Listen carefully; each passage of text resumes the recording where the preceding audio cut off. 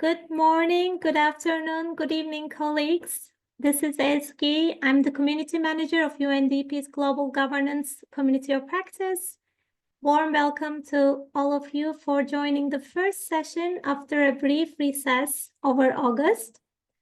In today's Community of Practice launch event, we will be introducing the practice node on strengthening centers of government in fragile and conflict-affected settings. This product systematizes the learning emerging from the extensive UNDP experience in strengthening the center of governments. And in doing so, really takes us back to the good practices and also lessons learned and failures coming from UNDP support and UNDP experience on the ground. And to that end, we are very grateful to our colleagues from UNDP Lebanon and UNDP Chad, dedicating their generous time to enrich the discussion today. One of the primary objectives of today's session will really be to take a stock of the networks and resources available to us and to get you thinking about how better and more systematically engage on this subject looking into 2026. And then a second is really to outline UNDP's approach, key principles, some of the entry points, which my colleague Nathan will cover at length. Without further ado, I would like to welcome Patrick Dong, who is, as you know, the Global Lead of Governance of Public Goods and Services Cluster under the Global Governance, Rule of Law, and Peacebuilding Hub. Patrick is based out of Istanbul, but omnipresent everywhere, and his team leads the mandate to work on a broad array of governance issues, including support to center of government. Welcome, Patrick. Over to you to set the scene further. Thank you very much, Ezgi. And before I start, let me welcome all the colleagues online. Good morning, good afternoon, good evening to all of you. It's a pleasure to reconnect. I hope you're all feeling well after this little holiday break, if you managed to take. But let's jump straight into the topic today. Ezgi, you already said everything, so I don't know what to add. Only to say that we are very proud of launching today the Strengthening Centers of Government in Fragile and Conflict-Affected Settings note, which has been a priority for the organization and for our team. You have the main pain holder here with us today, Nathan, who has been working across our two teams, the Governance for Public Goods and Services team, which I lead, and the other team that looks into local action within our governance hub in UNDP. No need to emphasize the importance of this practice note. We know that we all work in very fragile contexts, and the world is becoming even more fragile as we speak. The importance, of course, of strengthening the core of government mechanism to ensure that countries and territories are able to deliver public services and to perform their functions despite the crisis and the shocks that they go. Of course, having at the core of this the principles of leaving no one behind, of being inclusive, of ensuring efficiency and transparency in the way those institutions and those central agencies are functioning. We know that UNDP plays a critical role in this space. Of course, we work with a lot of other international agencies and UN partners, maybe some of them more on the humanitarian side. But when it comes back to restoring core government functions, UNDP plays a critical role. So with this, let me just share maybe one or two data points. I mean, 2 billion people, which is basically 1/4 of the global population, live today in fragile and conflict-affecting settings. By 2030, over 80% of the world's poorest and population will reside in these environments, right? So we know the importance of weak governance in these settings, the risk of those governments and institutions to not be able to cope with violence and the delivery of services, which of course in turn erodes government's ability to deliver services for everyone. One of the critical points, and I'm reading here a note that Nathan shared with me, and I think it's important that we keep this in mind as we will listen to colleagues here, is the fact that we really need to identify, the entry point to address those issues. And of course, being able to define what within UNDP we mean by strengthening centers of government is extremely important, right? We need to be able to identify those institutions. We need to be able to communicate this very, very clearly to our audience and identify the tools, the best practices, and the mechanisms that are critical. And we do have a lot of these mechanisms and tools within our network, and also, as we will hear very soon, very concrete experience from our colleagues in Lebanon and in Chad. Let me just say a few words again, Ezgi, to thank you for putting all this together and connecting to our UN world. Again, thanks to our colleagues in Lebanon, and Valerie, whom I haven't been in touch for some time, in Chad, for highlighting us and telling us how things are moving on their end and how we can benefit from their experience. And let me also take this opportunity to thank Sarah Faison, the Senior Policy Advisor and the lead of the Center of Government at OECD within the Division of Public Management and Budgeting. Sarah, it's a pleasure to have you with us. You and I spoke last week in Paris. There's convergence in the way we want to work together. We need to be able to share our tools, define ways as we could most likely implement some assessment in the ground and move from assessment to really implementation and strengthening capacities, policies at the national level. So it's really great to have you here.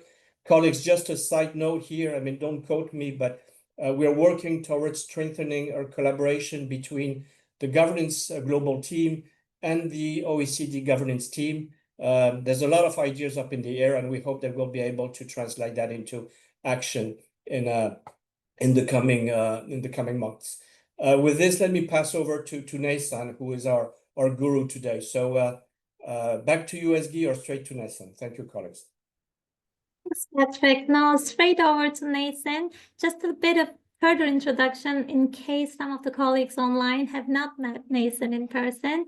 Dr. Nathan Adil Parvar is the Core Government Functions and Research Advisor at the Governance, Rule of Law, and Peacebuilding Hub.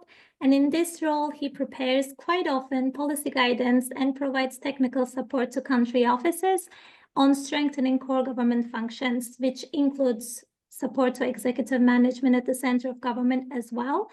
Without further ado, over to Nathan to set out the key entry points and UNDP's approach.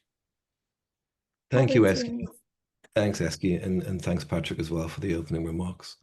And just to add to what Patrick said, Ezgi, thank you so much for the preparation you put into for today's event. It's very much appreciated. One last request as I speak, I wonder if you could pop a link in the chat for the practice notes so colleagues in their own time can download it if they haven't already. And just one last thanks again to echo Patrick, to say thank you to Sarah for joining today and for sharing what will be the wealth of experience that she and OECD brings to this topic. So thanks, Sarah. Appreciate you. So as Ezgi mentioned, I'm one of the main authors of the Strengthening Centers of Government in Fragile and Conflict-Affected Settings practice note, which we're launching today. Just before I do kind of present an overview of the note, I did want to thank my other co-authors, Adela Pozdesengic, Selina Menzel, and Maria Eugenia Boza for their very valuable contributions. I'm not sure if Maria Eugenia is online. I hope that she is. I did see her sign up for the invite. And if she is, I'd encourage you to post a link to UNDP CGOB in the chat. And for those of you who don't know, CGOB is a project, a global project based out of Panama that provides global support to the center of government on a cost recovery basis. And as you'll hear in a moment, they have a very long and strong experience working in this area, supporting the rest of UNDP in doing so. So UNDP as a whole has a very long history of supporting the center of government, over 35 years, I think 38 years to be exact. UNDP's efforts began in 1987 which is when CIGOB was initially born to provide support to the Office of the President in Peru. By 1991, it had evolved into a regional program and has supported over 85 institutions in, I believe, 26 countries. Don't quote me on that to date. UNDP also provides support though, through a number of other modalities other than CIGOB, typically through public administrative reform, government modernization programs, capacity building initiatives, and kind of high-level strategic planning exercises. An early example of this support was between 1997 and 2000, when UNDP assisted the Georgian State Chancellery in modernizing the state administration following the dissolution of the Soviet Union. So our experience goes back quite a long time. However, much of this support to the center of government, CIGOB aside, has not been delivered in a suitably systematic or informed manner.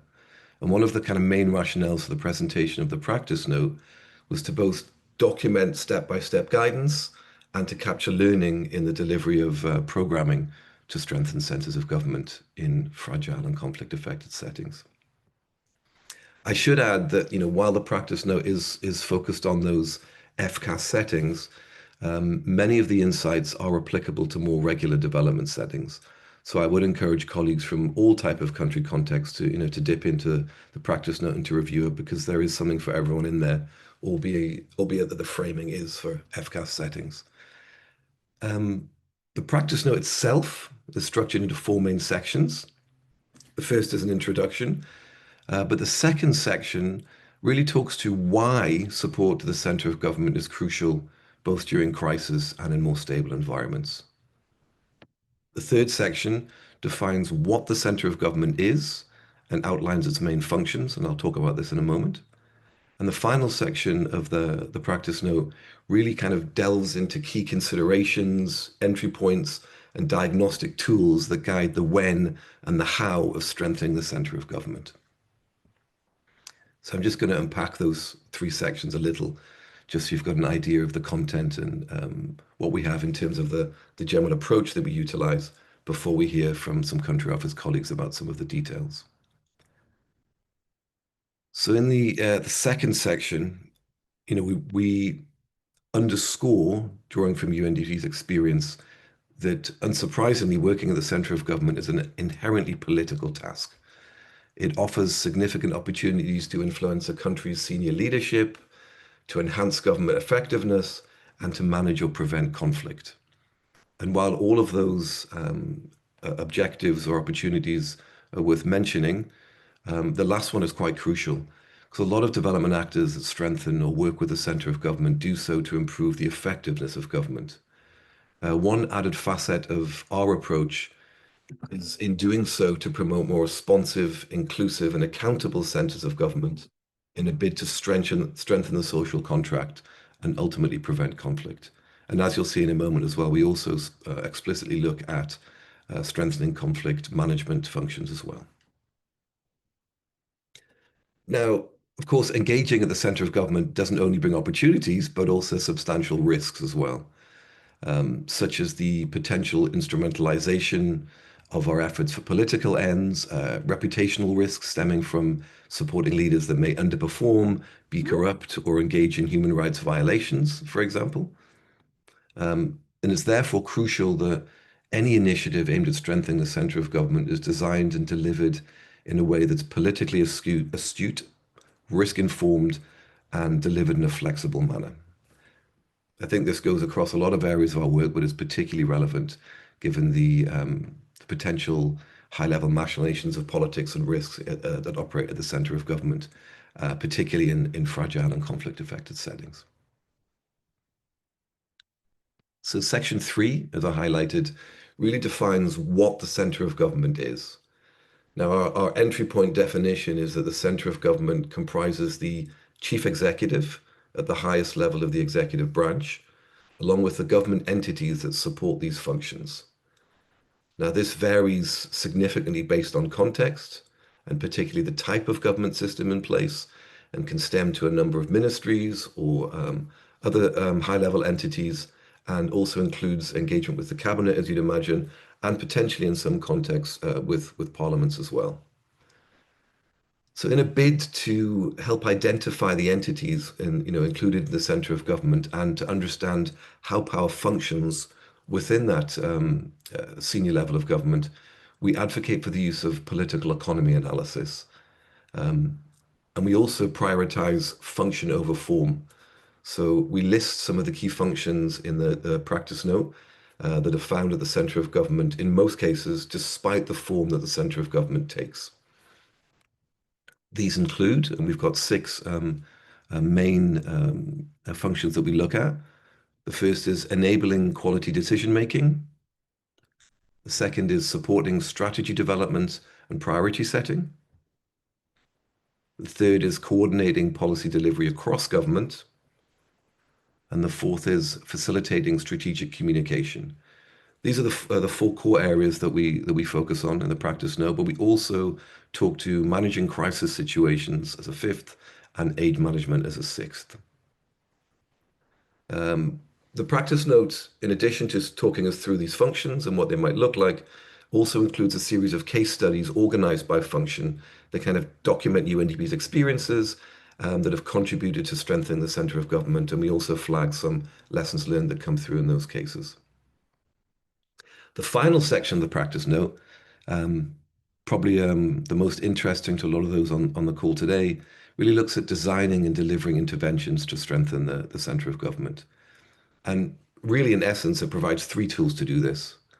First, it details the practical political economy analysis tool that was just mentioned, that not only helps understand the kind of key players and setup of the center of government, but also really helps design a project that's attuned to the political realities of working at that level. Of course, providing support to the COG is not only very political, but also potentially a risky endeavor, given the high stakes that we see at senior levels of government.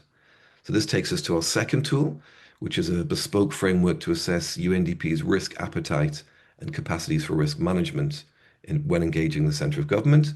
And we leverage that analysis through a few steps to essentially identify to what extent certain risks are permissible and to pinpoint kind of a risk management approach for the work moving forward. And to the third tool, essentially, once you've grasped that political economy and looked at your risk mitigation measures, it's obviously crucial to understand the current functionality of the center of government. So we have a focused functional analysis tool that can be used to explore the current functions at the center of government and their status. And ultimately, that leads us to entry points for action at the center of government. So as a whole, the practice note really seeks to lay out some key concepts, considerations, and tools to inform the design and delivery of support to the center of government in FCAS and beyond. I hope it proves some value to our regional country level colleagues on the call and beyond. And I'll just close by saying, in addition to thank you for joining today, that I'm happy to take questions and comments at the end of today's session when we have a Q&A segment, but also by email thereafter. Thank you very much for joining. Back to you, Eski. Thanks. Thanks a lot, Nathan, for the very congested, comprehensive overview. And we appreciate that some of the colleagues joining today may be visual learners, and they may prefer to have slide deck to complement. We do have a brief, shorter presentation outlining the key approach, which we're happy to share with you in the aftermath along with the recording. And now I would like to invite Qatar Dara, who is joining us today from Lebanon. Qatar is the economic specialist at UNDP Lebanon, and she has spearheaded several initiatives working with the center of government in Lebanon, including with Prime Minister's Office, the Ministry of Finance, and currently the Council for Reconstruction and Development. It is a gift to have her experience with us today, and over to you, Qatar. Many thanks, Eski, for this introduction, and thanks also to Naisan for this briefing on the note. I think it is very tempted to read the whole of it now. And also to maybe, because we have this experience, I can pretty well know what Naisan is talking about, be it on the on the entry point, on the tools, on everything, because this kind of what we I think we use the resources of Naisan and colleagues in the Crisis Bureau to work on in Lebanon. Briefly speaking, I'll just highlight a bit of I think the fragility of Lebanon and the crisis context of Lebanon and how it is called for such support or request for such a support. As you may all know, that Lebanon has been struggling in a crisis for the past 6 years or so. And it all started in 2019 upon the outbreak of the economic and financial crisis. And then we were facing one crisis after another with the outbreak of COVID, the explosion of the port, and of course, and we had the Syrian refugee crisis, and lately we have this conflict that started in 2023, and I think it's still ongoing until now.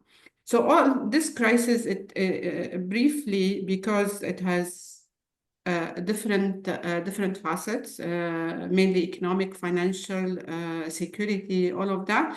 Briefly, it weakened the capacity of the state in different aspects, in service delivery, in decision making, in planning, in strategizing, in collecting revenues, in all aspects. The capacity of the state was really weakened.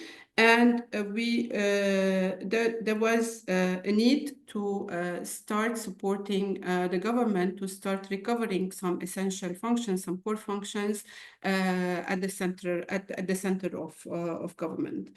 And here we started. The first thing that we did with the help of our colleague in the Crisis Bureau, we did a functional review, and this is functional analysis review in the Prime Minister Office. We started with the Prime Minister Office, which is basically, it has, in addition to the crisis, it has some structural aspects, because the Prime Minister Office does not have really a policy coordination function, nor aid coordination function, nor a capacity to overview the planning and strategizing. So we started from this, from the Prime Minister Office, and a functional analysis was done, and it was key. And it was suggested, and we. Sorry, some colleagues. Okay, thanks. Okay, so a full functional analysis was done for the Prime Minister Office, and we identify some, if you want, key aspects that need to be strengthened, mainly the decision making. These were referred to clearly by Naisan: the decision making aspect, the policy coordination aspect, the aid management aspect, and we added to that later the recovery and reconstruction coordination. This comes later as a result of the outbreak of the conflict. So we designed a kind of unit or a structure, or whatever you want to call it, another function to be added to the Prime Minister, which deals with these functions which used not to exist within the Prime Minister Office and used not to exist per se in the government in one place. We had, for instance, the aid management function fragmented and never well coordinated in one place. One piece in the Ministry of Finance, another piece in the Council for Development and Reconstruction, CDR, which is the planning, if you want, arm of the Lebanese government.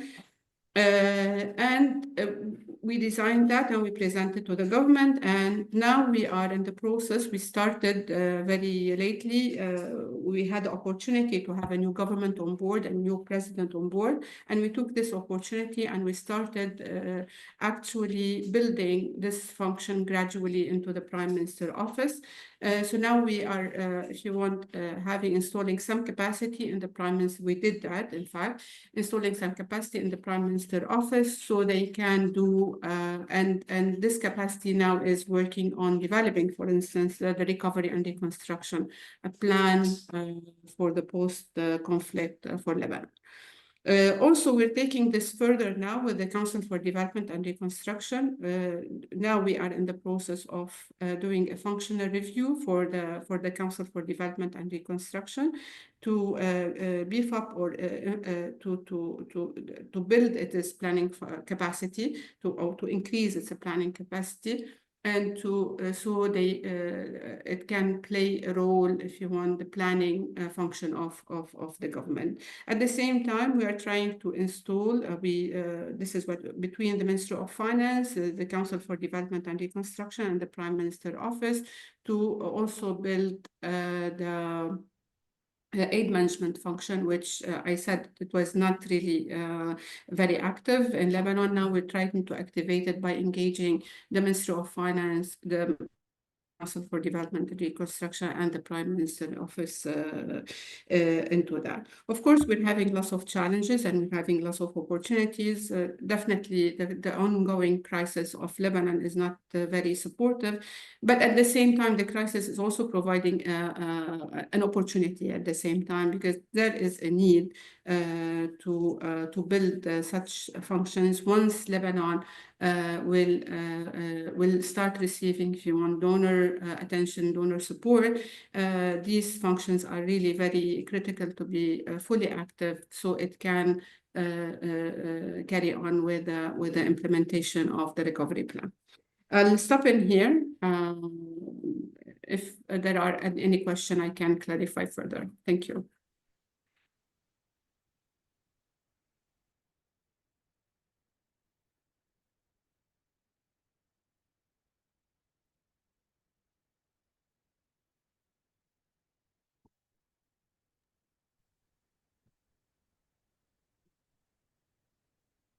I guess that's back over to you, Eski. Okay, thanks a lot, Qatar. I guess no questions at this point, but we will definitely have a moment to take questions in the last quarter of the session.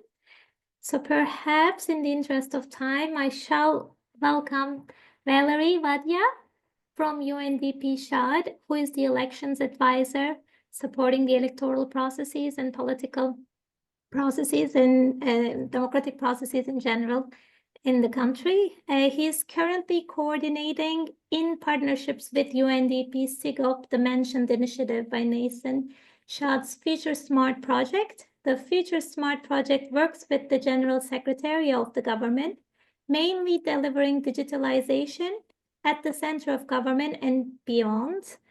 We are very excited to have you. Valerie, over to you for your reflections and learnings. Thank you, Exi, and thank you for this opportunity to talk about Chad.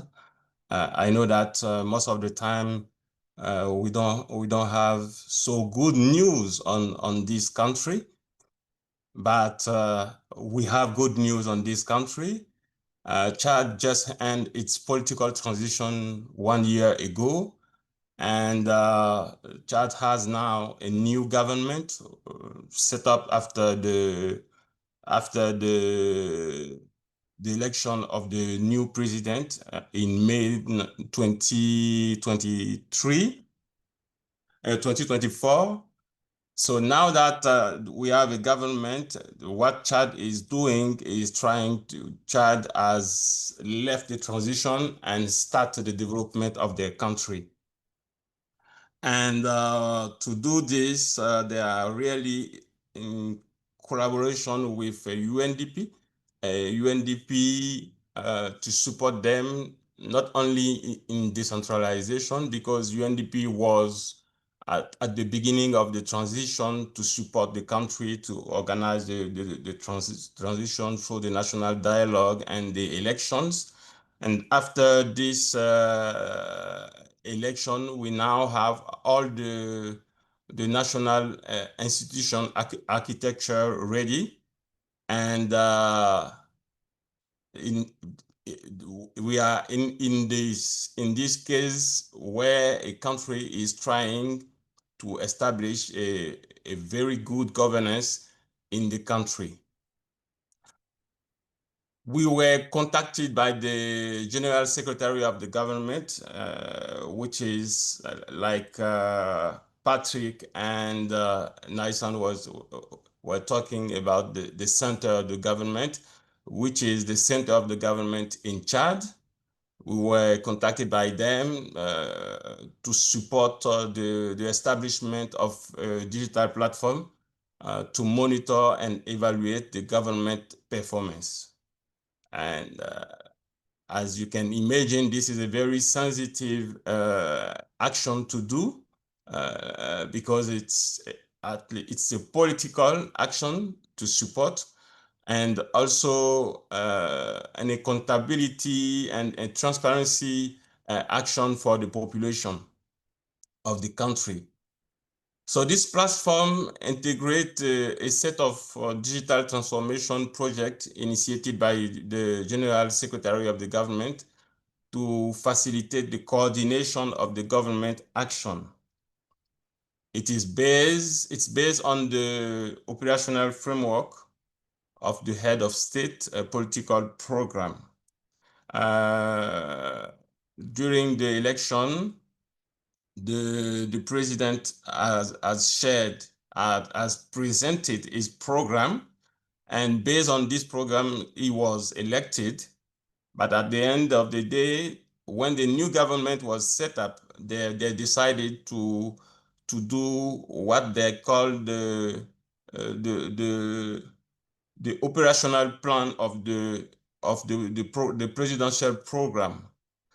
And this platform is to follow, monitor, and evaluate the 12 actions and the 12 chantiers and the 100 action related to this program. So to do this, we were in contact with the Future Smart team, and after discussion, we have decided to have this SAF cooperation with the SIGOP team based in Panama, and using the result-based management methodology. It was very good for us to work with the SIGOP team, because it is not only a platform that we come and we deploy, it is a methodology of work and how to measure the performance and to monitor the action of the government, and how to induce this culture of result management in the daily working day of a public administration. So to do so, we work closely with the 26 ministries of the government. We have 26 ministries in the government under the General Secretary of the government, led by the Prime Minister Office. So at this time, we are currently working to improve the quality of the system's data in the order to facilitate decision-making within ministry, the Prime Minister's office, and the head of the state office. To tell you a story, 2 months ago, the head of the state has invited some minister to come and to tell them where they are in terms of implementation of their program. They just use the report produced by the platform and went to see the head of the state and tell to the head of the state, please, you can see that, President, you can see that we are, based on the data coming from the platform, you can see that we are at 60% of the progress, 60% of progress of our actions. And these are the bottleneck of what we are doing. We need funds to do this, but all of this were captured in this platform. So it's very easy for the president to go in the platform and check the data. So the Prime Minister office use also to get a report from this platform to make decision every day. So finally, this platform is becoming the tools that the government is using to monitor the actions of the government. We have, for the first year of the president, we have done a special report for the year one of the president, and this report comes from the platform. And for the comment coming from some members of the parliament, it was clear that this is the first time in the country we have this type of report in the detail, ministry by ministries, and action by actions. And this is very important for us, and this is a good result. But all is not so beautiful. We have many challenges in terms of collecting data. We have many challenges in terms of give access to this platform to the citizen. The government, you know that the information are very sensitive, and the government is not ready to share all the information related to this platform to the population, because it's the evaluation of the politics of the government, and this is something that is very sensitive. And another challenge is not strategic, but is related to the infrastructure. The government wants the infrastructure to be hosted locally in the data center of the government. So we are working on, and very soon we know that we will have all the data, all the system hosted locally. And this is very good in terms of ownership of the system. Another challenge that I can raise is linked to the geolocation of physical infrastructures. I think one of the promise of the General Secretary to the President, to the head of a state, was, Mr. President, based on this platform, we will do our best to let you see the progress of the infrastructure on the field.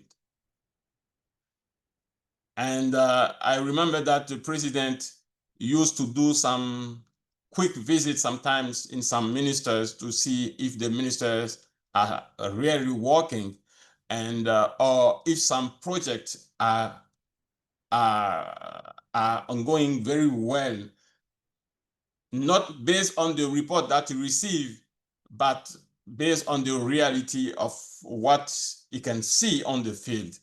And this is very important. This platform has changed many things, and we hope to do more with this platform, and to finalize the geolocation of the physical infrastructure. This will be a very, very important tools in terms of accountability, but in terms of transparency for the government. I think I will close there. I'm open for question that will come. Over to you. Thanks a lot, Valerie, for this very resourceful feedback and coverage of your experience. I believe we have a lot of reactions and questions already populating, but we would love to also welcome Sarah, as was briefly introduced by Patrick earlier. Ms. Sarah Bison is joining us today from OECD. She is the Senior Policy Advisor and lead Center of Government at OECD's Public Management and Budgeting Division. She holds a great wealth of experience on engaging centers of government. This includes her purpose, her mandate to oversee OECD's Center of Government reviews, in addition to providing support to centers of government in OECD member countries and beyond. We are grateful for your presence here, Sarah, today, and we'll welcome your reflections, reactions as a discussant to what you've heard. Over to you. Well, thank you very much. It's an absolute pleasure to be here today. And indeed, it was wonderful to meet you last week in Paris, Patrick, and to be having the conversations over the past few weeks with you as well on the Center of Government. So I really appreciate that. And it's also a great opportunity to be able to react to the great practice note on Center of Government that you're launching today, and a real privilege to listen to the experiences from Lebanon and Chad, and I think there are lots of similarities which I'll perhaps get to a bit towards the end. So many of the challenges and opportunities that you've mentioned both today and in the practice note are very familiar to me. So not only in the context of fragile and conflict-affected states, but many of the issues that you mention would resonate very much with all of the Prime Minister's offices that we are working with in OECD countries and non-OECD countries as well, given today's challenging environment. So perhaps before jumping into the good practice note specifically, I thought I would use this opportunity to give a little bit more context to my comments and situate our work more broadly on the Center of Government at the OECD. And Nathan, it was interesting to hear you speak about the work that you've been doing at the UNDP for many years, because I think we've been sort of moving a little bit in parallel. And I do hope that, as Patrick mentioned, this is an opportunity to begin a really fruitful collaboration. So we have been working on the Center of Government related issues at the OECD for a very long time. And in fact, I think we beat you by 6 years, according to what you said, Nathan. 1981 is our COG senior level network. It's one of our highest level policy networks at the OECD. But it has, however, evolved over time, this work. And the Center of Government network is really a way of exchanging practices between centers of government and really a little bit less about implementation. And we know that centers of governments are increasingly being called upon to support departments and ministries on complex and cross-cutting policy issues that don't always fit very neatly within the remit of a single ministry. And all of this within a context of quite stringent fiscal space and challenges. And there are also growing citizen demands, as we see everywhere in France today, for instance, to address and find solutions in these multifaceted policy areas. So this has highlighted gaps in the more traditional ways of working at the Center of Government. Centers of government we see have been asked to do more, to be faster in their response, and to respond to more complex issues. Traditionally, and it is one of the functions that you highlighted, of course, in the note, centers of government have served as process managers for cabinet, so enabling better decision-making very much at the process level. But now then asked to do more, so to steer and to manage whole of government approaches for the most pressing issues, such as climate, aging, digitalization, disinformation. And they're taking on additional functions, including in policy development. So we did a survey at the OECD across OECD countries in 2023, where we found that 71% of centers of government declared having to do more coordination than ever before, and close to 80% that they said that they had now more responsibilities and a broader set of responsibilities. And just to put, again, something else in context, it's a time when the public is often quite skeptical about the ability of the government to tackle long-term complex policy issues compared to, for instance, the delivery of public services. Our latest OECD survey on drivers of public trust showed that only around 40% believe that the government can, for instance, balance the interests of different generations, regulate artificial intelligence, or reduce greenhouse gases. So there's a real challenge there in terms of the role that the center of government can play beyond just being a sort of a command and control center and a process supporting machine for the decision-making processes. And again, these resonate very well with the functions that you mention in the practice note. You have 6, we have 5, and they're very closely related, of course, but I just wanted to highlight some of them and some of the work that we've been doing across the different functions. So rather than looking at the institution per se, we're looking at the broader functions. So the first function that we look at in our framework is the center of government as a steward. So it supports the setting of strategic priorities, helping to prioritize policy actions. It coordinates across line ministries for complex issues and enhances policy development capacities across the public administration.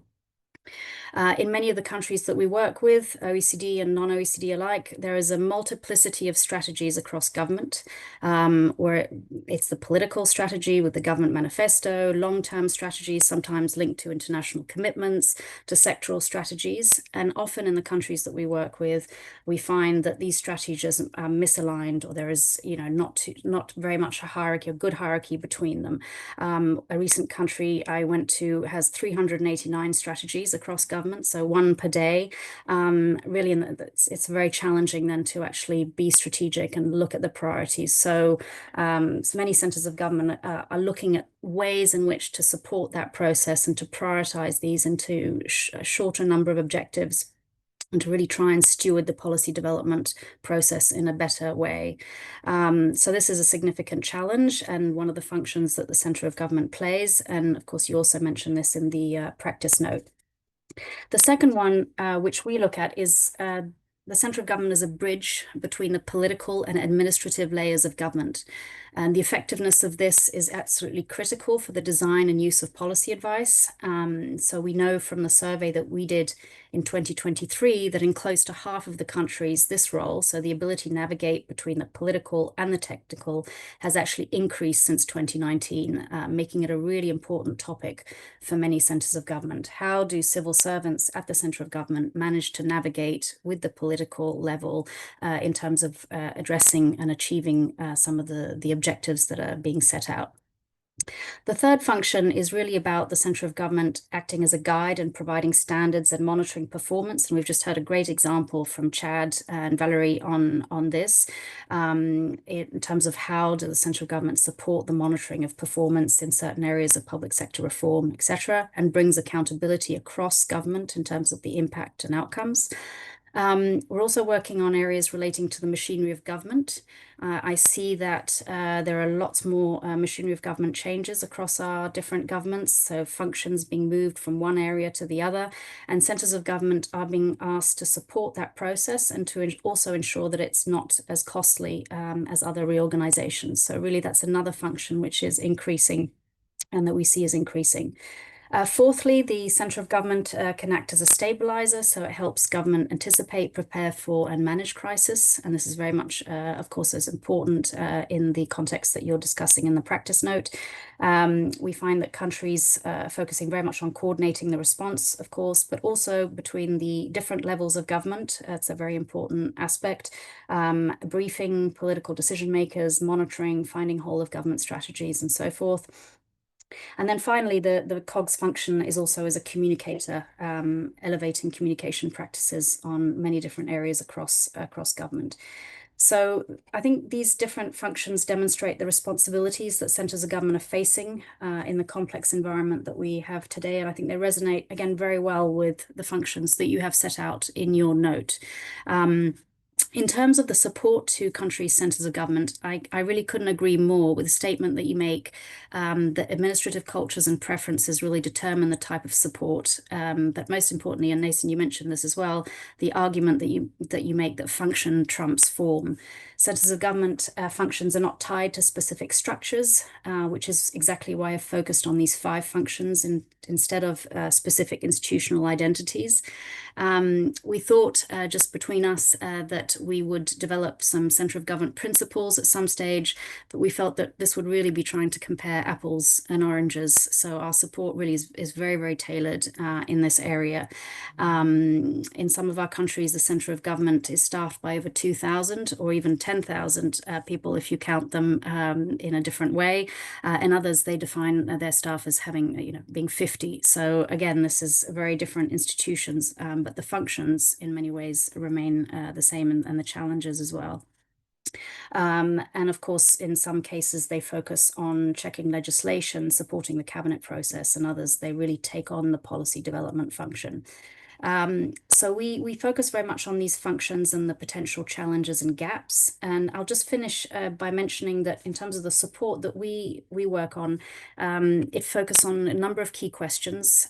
Some of the countries that we work on at the moment have asked us 6 questions, and these might be of interest to you as well in terms of the potential support and work in these areas. So the first is, when should the center of government take on policy functions in specific cross-cutting high priority areas? Some of our centers of government staff or the colleagues mentioned and are quite overwhelmed by the fact that every time there is a political high-level issue or that is cross-cutting, that is not working well in government, it gets transferred into the center of government. So to what extent, how does that work? To what extent can you actually make that effective? What are the exit strategies, and when can you devolve responsibilities back to the line ministries? That's one of the questions that our centers of government are asking us at the moment. The second question is, how can centers of government help strategic prioritization? I mentioned the hierarchy between strategies. There are different ways of doing this, setting up of networks between different different ministries, and bringing it together under the remit of the center of government. But again, a real challenge at the moment for the centers of government that we're working on. The third question is how to best measure and monitor outcomes.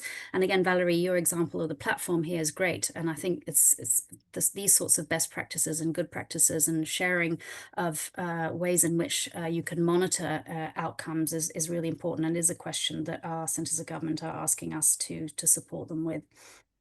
The fourth question is, how can you improve the relationship between the political and the technical? It's becoming increasingly challenging, and so anything from the setting out the role of political advisors to ways of communicating policy complexities at the political level. We're seeing many more people coming into politics with less experience, perhaps, in the sort of public administration area. So how do you sort of communicate those issues? That's another question that has come back to us. How to coordinate long-term strategic priorities beyond electoral cycles is another one. So how do you ensure that you can actually support these issues, whether it's climate, digitalization, beyond a specific political cycle? And the final question that we're grappling with at the moment is, how can centers of government support public sector reform and machinery of government changes? Because there are increasingly coalitions, they're increasing every time there's a new government, there's a new machinery of government change. How can the center of government actually support that so it's effective? And especially, and one thing that is not happening, evaluate the impact of those changes. So, and if we had the answers to all those questions, we could probably all go home, but we don't. And I think the important thing is really to be able to exchange and to have these peer-to-peer discussions to sort of see what the good practices are that might not work in every single circumstance, but can actually give some ideas and food for thought. And we've found that to be one of the most valuable support functions that we can provide in the countries that we're working with. So thank you again. Happy to, of course, answer any questions. And thank you again for the opportunity. Thank you, Sarah, for sharing these rich insights and bringing critical questions and considerations to table. Indeed, it seems like there's quite a bit of synergy and overlap in our institutional thinking. So we look forward to learning a lot from you and collaborating further on this. We have about 5 minutes left, but we had a very good question on the chat, which I would like to pose back to you and other speakers, whoever would like to come in. Our colleague Musa Ibrahim commends the South-South collaboration observed between UNDP, Chad, and Panama.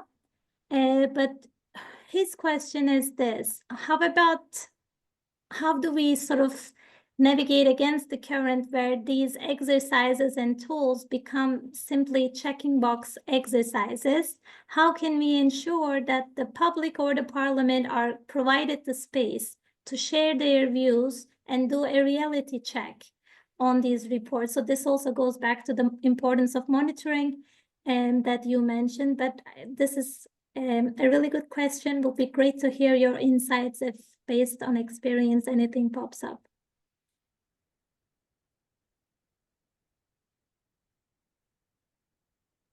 Sorry, And Nathan, directed to me or just maybe others? yes, definitely. Patrick, Nathan, Qatar, if you would like to come in and reflect on this question, you're more than welcome. I can make How a very can we? Yeah. a very quick intervention to provide space to the country office colleagues, but essentially, I think it becomes very clear in the initial engagement with the head of state or his office, or their office, I should say, in terms of whether this is going to be a box ticking exercise or actually a more substantive engagement which we've taken forward. So I think there are obviously measures you can put in place in terms of monitoring progress, but I think that initial engagement and where the request comes from will really set up whether this actually is a substantive engagement or one which is more box ticking. And typically we then determine the right level of investment and approach based on that. That would be my initial kind of reflection, but keen to hear from country officers or also Sarah. Thanks, Nathan. If Valerie or Qatar would like to come in on this question, great. I see Patrick raised his hand, so please come in, Patrick. Thank you. No, maybe just to echo again what Nathan said, but also maybe to add a little bit of another dimension. Of course, I mean, we need to be able to ensure that data and information is as much as possible public.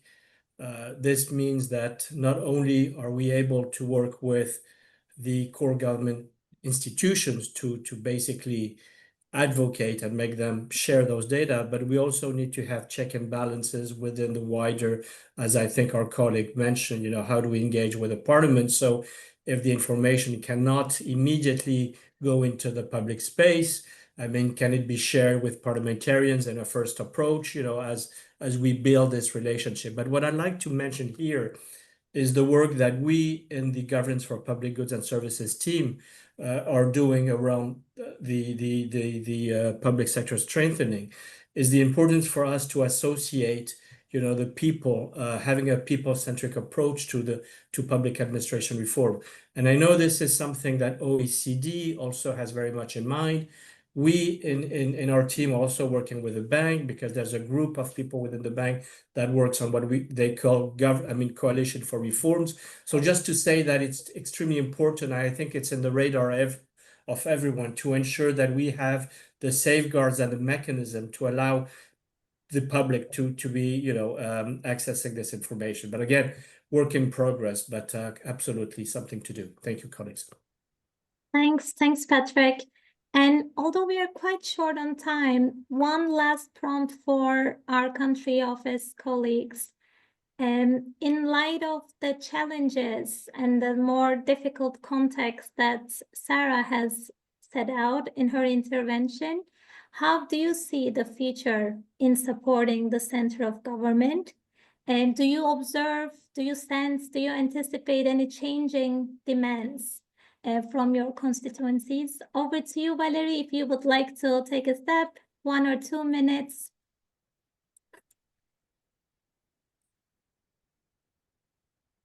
You're on mute, so we can't hear you. I'm mute. Yeah. Okay, thank you. And for me, the next step I was thinking for the question of Musa on the access to the information of the government actions in terms of strengthen the transparency of the government action. Here in Chad, we have discussed at this point with the General Secretary of the government. They are comfortable with that, but as Patrick was saying, they want to select the type of information that should be shared to avoid some political crisis, because based on some actions, based of the access of some type of action, you can have a political crisis. So it's very difficult, but they have decided to select the type of information that they want to share. And in terms of the next step with the center of the government, for me, we will not have. In Chad, we have 5 years. The terms of the president is 5 years, and we are at the first year. So we know that we have 4 years to continue to work. And the turnover in the different ministries is a bit low now than in the past. So we are sure that the government will continue to process this and to use this tool, or to reinforce the capacity of this tool, probably. The idea was to introduce this way of working. And now that this has been introduced, we are sure that this will impact the rest of the ministries. Some ministers come and ask us, can we have a dedicated platform for us, not for the whole government? This means that the interest is there. We can have, we have the appetite. We have the appetite of some members of the government. So for me, the next step with the government will be to strengthen the relation and to create a very confident collaboration between UNDP and the public administration in the countries. This, if the trust is there, then we'll be sure that we will have the opportunity to provide the technical assistance needed to increase the transparency, to increase the accountability, and to let the people have access to good information about the governance of their countries. Over to you. Super. Thanks a lot, Valerie, for elaborating further. As we are running out of time already, we will pass Qatar, which is, I know that she's already over to the next thing, but we appreciate you joining to this intervention today. And thanks again to Sarah, to Patrick, Nathan, Qatar, and Valerie for enriching the discussion with your generous inputs. If you have any questions related to the guidance note or how you would like to take this work onwards, please feel free to reach out to Nathan and Patrick for further collaboration opportunities with OECD. If you have any grand ideas, please take them to Patrick, who is our liaison to Sarah and the wider OECD team. Thank you, colleagues. We will be sharing a summary, so stay tuned. Over to the rest of your days. Have a beautiful day. Bye. Thank you very much, colleagues. Thank you.